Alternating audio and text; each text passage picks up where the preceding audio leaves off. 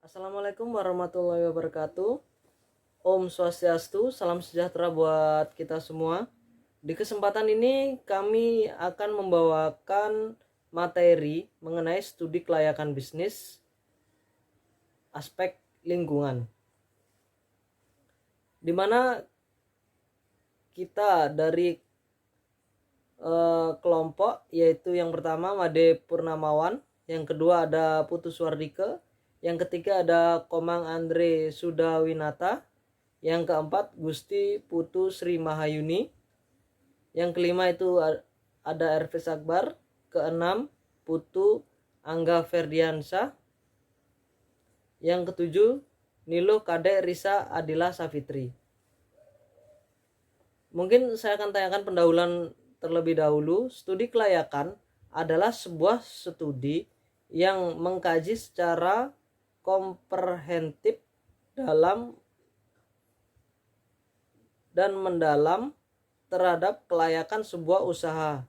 Layak atau tidaknya layak dijalankan sebuah usaha merujuk pada hasil pembandingan semua faktor ekonomi yang akan dialokasikan ke dalam sebuah usaha bisnis, dengan hasil pengembaliannya yang akan diperoleh dalam jangka waktu tertentu. Selanjutnya akan dilanjutkan oleh rekan saya. Om Swastiastu, perkenalkan nama saya Putu Suardike, NIM 190111132. Di sini saya akan menjelaskan tentang konsep dan pengertian studi kelayakan bisnis. Studi kelayakan bisnis sangat diperlukan oleh banyak kalangan, khususnya terutama bagi investor yang selaku pemeriksa bank, selaku pemeriksa kredit, dan pemerintah yang memberikan fasilitas tata peraturan hukum dari perundang-undangan, yang terutama kepentingannya semuanya itu berbeda satu sama lainnya. Mengingat bahwa kondisi yang akan datang dipenuhi dengan ketidakpastian, maka diperlukan pertimbangan-pertimbangan, terutama karena di dalam studi kelayakan tersebut berbagai aspek yang harus dikaji dan diteliti kelayakannya, sehingga hasil daripada studi tersebut digunakan untuk memutuskan apakah sebaiknya proyek atau bisnis layak dikerjakan atau ditunda.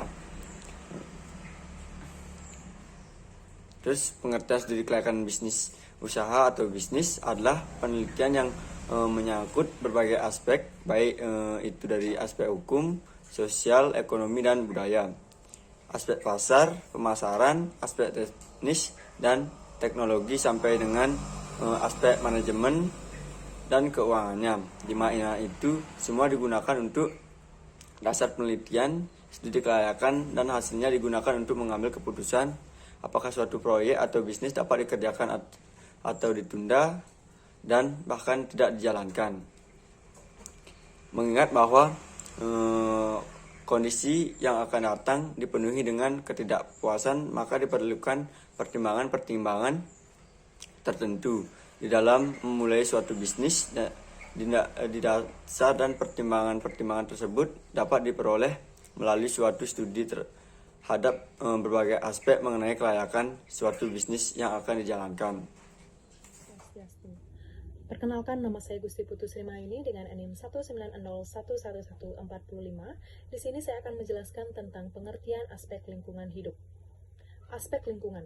Lingkungan hidup merupakan salah satu aspek yang sangat penting untuk ditelaah sebelum investasi atau usaha yang dijalankan, untuk mengetahui dampak yang akan timbul dari usaha bisnis, baik dari dampak positif maupun dampak negatifnya.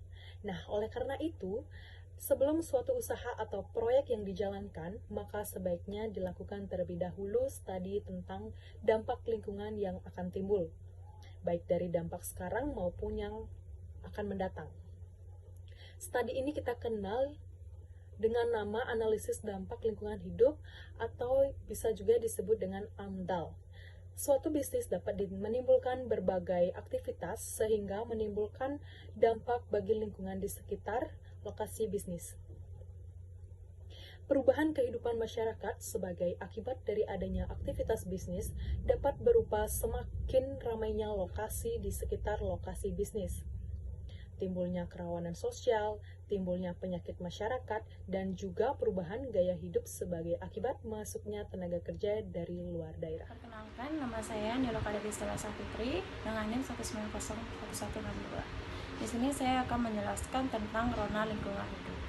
Rona lingkungan hidup beraneka ragam dalam bentuk, ukuran, tujuan, sasaran, dan sebagainya. Rona lingkungan hidup dapat dibedakan menurut letak geografi, keanekaragaman faktor lingkungan hidup, dan pengaruh manusia. Oleh karena itu, kemungkinan timbulnya dampak lingkungan hidup berbeda-beda, sesuai dengan rona lingkungan yang ada. Hal-hal yang perlu diperhatikan dalam rona lingkungan hidup antara lain sebagai berikut. Yang pertama, ada wilayah studi rencana usaha. Yang kedua, yaitu ada perlu mendapat perhatian terhadap komponen-komponen lingkungan hidup yang berpotensi terkena dampak penting usaha dan memiliki arti baik ekonomi maupun ekologis. Yang ketiga, yaitu ada kondisi kualitatif dan kuantitatif dari berbagai sumber daya alam yang ada di wilayah studi rencana usaha itu, baik yang sudah dan yang akan dimanfaatkan maupun yang masih dalam bentuk potensi atau penyajian kondisi sumber daya alam. Nah, berikut ada beberapa contoh komponen-komponen lingkungan hidup yang dapat dijadikan pedoman. Yang pertama yaitu ada fisik kimia. Fisik kimia terdiri dari iklim, kualitas udara, kebisingan, fisiografi, hidrologi, hidrooseanografi, ruang lahan, dan tanah. Yang kedua yaitu ada biologi. Biologi itu cuma terdiri dari dua, yaitu flora dan fauna. Yang ketiga ada sosial. Sosial terdiri dari demografi, ekonomi, budaya, dan kesehatan masyarakat. Baik, di sini saya akan melanjutkan materi mengenai perakiraan AMDAL. Yang pertama, telaan terhadap dampak besar dan penting.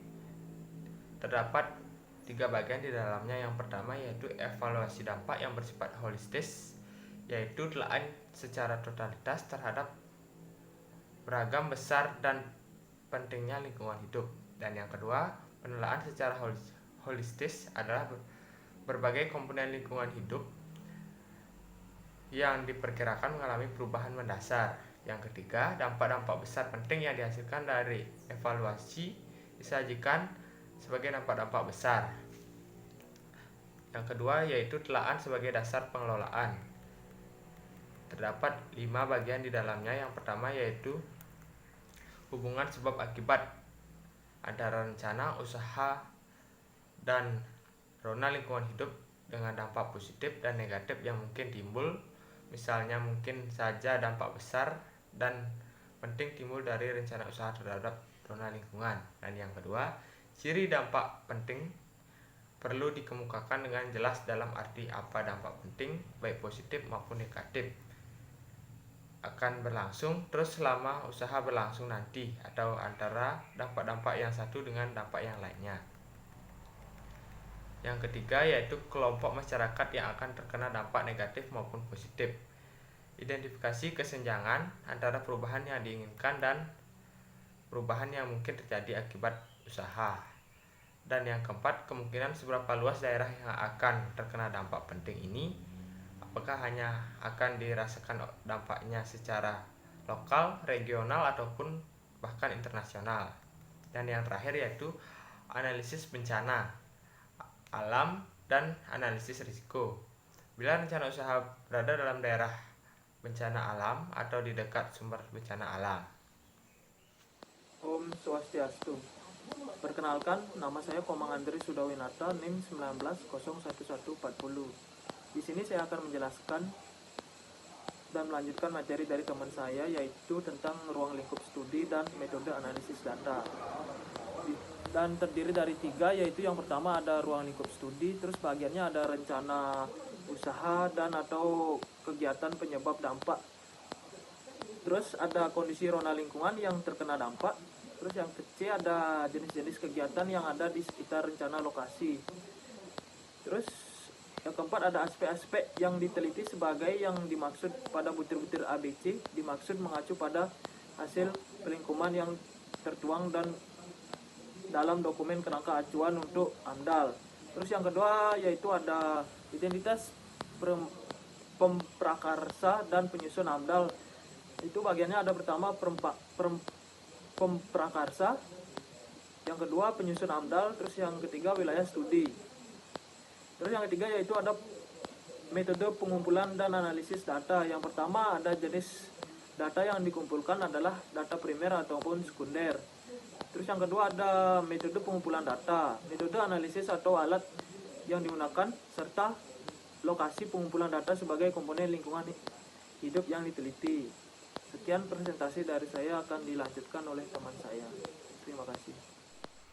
Kesimpulan yang dapat kami rangkum dalam materi di atas adalah AMDAL adalah suatu kajian atau semacam rangkuman dari suatu analisa yang berisikan mengenai dampak besar dan penting atau dampak yang berpengaruh secara makro terhadap lingkungan hidup akibat suatu kegiatan yang diadakan pada lingkungan itu sendiri. Sebelum suatu usaha atau proyek dijalankan, maka sebaiknya dilakukan terlebih dahulu studi tentang dampak lingkungan yang bakal timbul, baik dampak sekarang maupun dampak yang akan datang. Studi inilah yang kita kenal dengan nama analisis dampak lingkungan hidup atau AMDAL. AMDAL merupakan reaksi terhadap kerusakan lingkungan akibat aktivitas manusia yang semakin meningkat. AMDAL dilakukan untuk menjamin tujuan proyek-proyek pembangunan yang bertujuan untuk kesejahteraan masyarakat tanpa merusak kualitas lingkungan hidup. Kemudian lingkungan hidup adalah kesatuan ruang dengan semua benda, daya, keadaan, dan makhluk hidup, termasuk di dalamnya manusia dan perilakunya, yang mempengaruhi kelangsungan kehidupan dan kesejahteraan manusia serta makhluk hidup lainnya. Lingkungan tempat bisnis akan dijalankan harus dianalisis dengan cermat. Hal ini disebabkan lingkungan di satu sisi dapat menjadi peluang dari bisnis yang akan dijalankan. Namun di sisi lain lingkungan juga dapat menjadi ancaman perkembangan bisnis. Keberadaan bisnis dapat berpengaruh terhadap lingkungan, baik lingkungan masyarakat maupun lingkungan ekologi tempat bisnis yang akan dijalankan.